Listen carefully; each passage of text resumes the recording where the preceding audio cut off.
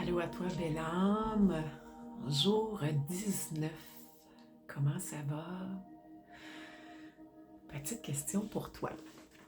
Est-ce que tu arrives à être?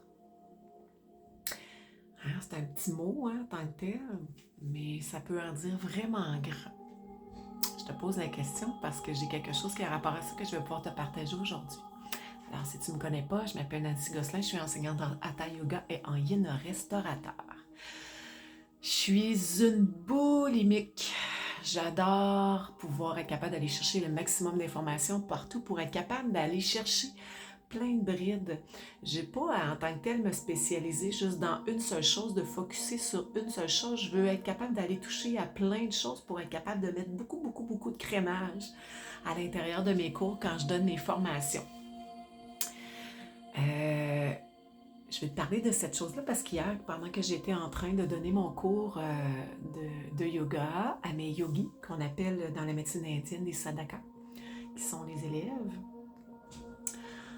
qui reçoivent l'instruction par un professeur. Je me vois comme un professeur, un enseignant et non comme un maître, parce qu'un maître, c'est quelque chose c'est quelqu'un qui a maîtrisé pendant X années euh, plein de choses et ils atteignent un état d'illumination. Je ne suis pas rendue encore à ce point-là.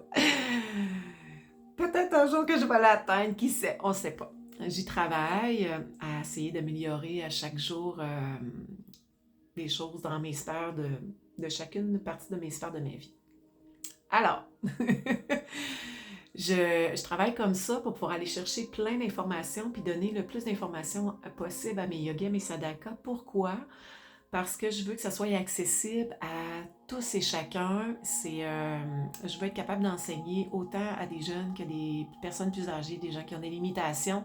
J'ai aucune limite à ce que les gens qui viennent avec moi soient débutants, intermédiaires, avancés. Quand même que tu es avancé au niveau de ton yoga, ce que je vais t'enseigner à part, je pense pas que quelqu'un d'autre va le faire en tant que tel. J'ai une façon d'innover, de pouvoir partager cet enseignement-là, puis j'aime ça, je suis passionnée. Alors, j'ai toujours une thématique spécifique à chaque semaine que je vais aller travailler. Cette semaine, c'est une branche et une partie de l'arbre du yoga qu'on appelle dans la médecine indienne, qui est le dharana qu'on appelle, qui fait partie de la sève au niveau de l'arbre.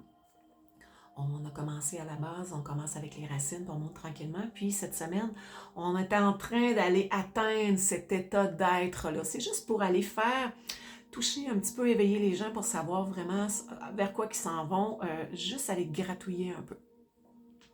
Dans la société qu'on vit aujourd'hui, on est bombardé d'informations, on travaille, on performe dans le niveau du travail, à la maison, dans le couple, les enfants, tout ce que tu peux avoir qui est alentour, on est vraiment bombardé de partout.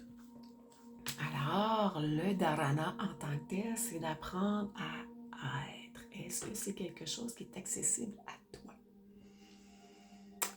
Je vais te partager un petit peu. Il existe 5 états d'esprit. Parce qu'avant d'atteindre ça, ben c'est sûr qu'on est bombardé, on travaille, on peut faire... Quand tu fais un exercice, admettons que tu sors à l'extérieur, tu vas faire une bonne marche. Ah, quand tu reviens, tu es tellement bien. Tu es dans un état là, de gratitude et de bienveillance. Quand tu vas faire un sport, que tu vas te défouler à quelque chose, tu vas aller à un spectacle, tu vas chanter fort, fort. Tu vas te défouler en tant que tel, que tu sors de ce que tu fais de ton quotidien. Tu tombes dans un certain état. Mais quand arrive le temps de t'asseoir, pour te déposer, pour méditer, pour focuser sur une seule chose. Est-ce que c'est quelque chose qui est accessible pour toi?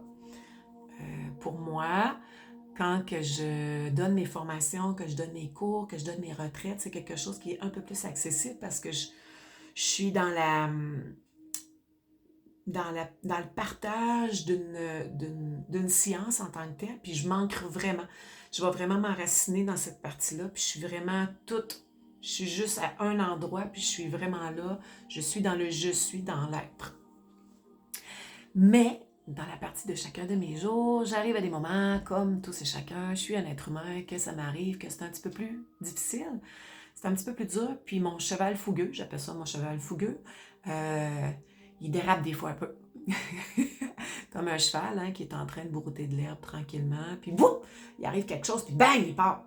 Bien, notre esprit, il nous joue des tours un petit peu comme ça. Alors, est-ce que tu es capable de faire un avec ton esprit, de revenir à une seule chose? Avant d'atteindre ça, on atteint plusieurs états d'esprit.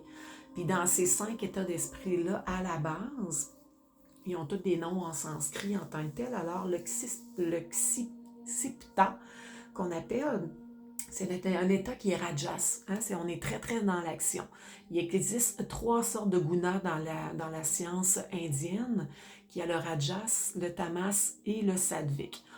Ce qu'on veut atteindre en état d'élimination, c'est l'état sattvique qui est vraiment l'état divin.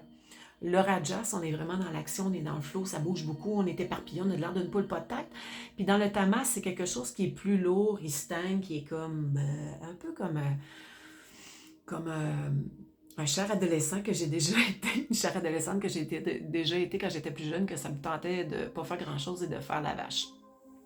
Alors le premier, il est vraiment le qu'on appelle, il est vraiment dans un état plus éparpillé, qui va il est négligé, il fait pas attention, il fait juste faire n'importe quoi, il commence de quoi, il finit rien. Le deuxième état qu'on va aller faire, c'est Viksipta.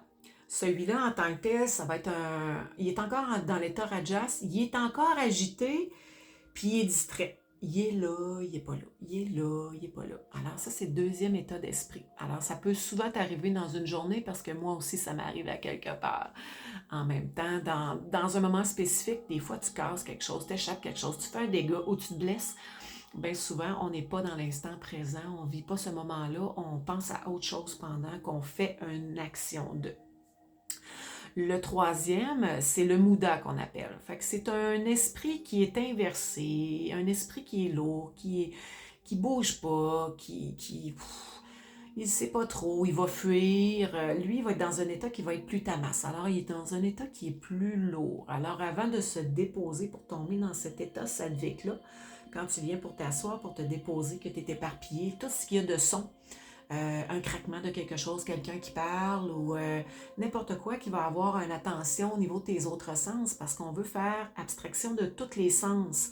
Hein, le senti, au niveau de la voix, au niveau de l'audience, le toucher, puis au niveau du visuel. Alors, on veut faire abstraction de tous ces sens-là pour revenir à un état qui est plus divin, qui est un état sattvique, qui est vraiment un état méditatif.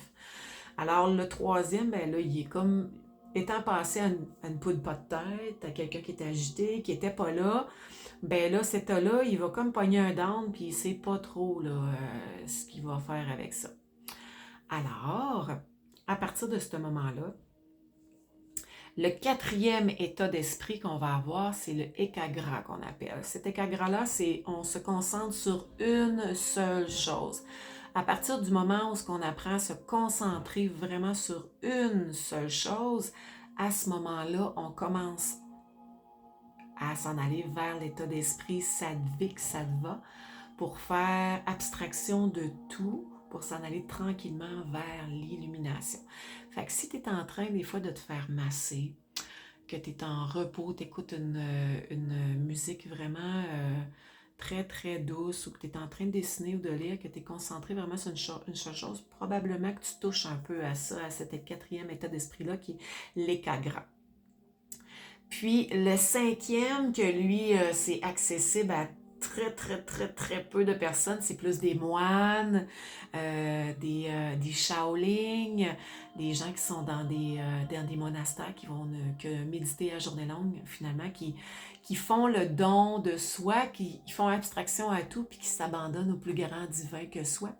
C'est le Niruddha qu'on appelle. Alors, cet état-là en tant que tel, c'est l'esprit qui a une connexion directement avec l'intelligence de ce moi-là, mais qui va aller vraiment se placer au service de plus grand que soi. Ça peut être au service de Dieu, ça peut être au service de l'univers, du cosmos. Alors, il s'abandonne à tout. Il va faire abstraction de tout ce qui est alentour de lui, autant de ce qui est de matériel, d'attachement à quoi que ce soit. Il n'a plus de nostalgie de quoi que ce soit, d'émotion rattachée à quelque chose qui va aller le vivre. Dans son état sattvique, il est neutre.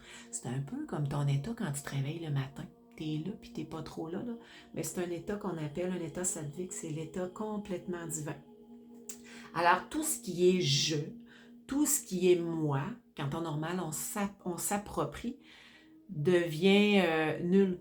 Il s'annule complètement pour faire don complètement de cette être, de cette enveloppe que tu portes, qui a l'âme qui est à l'intérieur, puis que tu vas être au service de quoi que ce soit dans la vie, que tu vas être dans une neutralité, qu'il n'y a plus rien qui va t'atteindre, plus rien qui va te mettre en colère, plus rien qui va te faire pleurer. Tu vas être dans un état d'illumination, de béatitude et de gratitude. Alors, tu vas vibrer très, très, très, très haut. Les hertz, là, tu vas les vibrer très, très haut. Au lieu d'être dans des vibrations qui sont plus basses, tu vas vibrer très, très haut. Alors, tu vas vibrer, puis tu vas, alentour de toi, ça va faire en sorte que les gens vont dire « Wow! Je ne sais pas ce qui se passe avec toi, mais mon Dieu, que tu as l'air bien. » Alors, quand que cet état-là est atteint, pour moi, en tout cas, c'est un travail à faire. C'est un travail de longue échéance. Si c'est quelque chose que je n'atteins pas, alors je vais l'avoir pratiqué longtemps, puis je vais l'avoir, c'est en pratiquant et avec persévérance qu'on arrive à certaines choses dans n'importe quelle sphère de notre vie. Alors, est-ce que tu arrives, toi, à focuser sur une seule chose et à être? Sur ce, je te souhaite une bonne fin de journée, cher yogi, cher sadhaka. On se dit à une prochaine. Bye!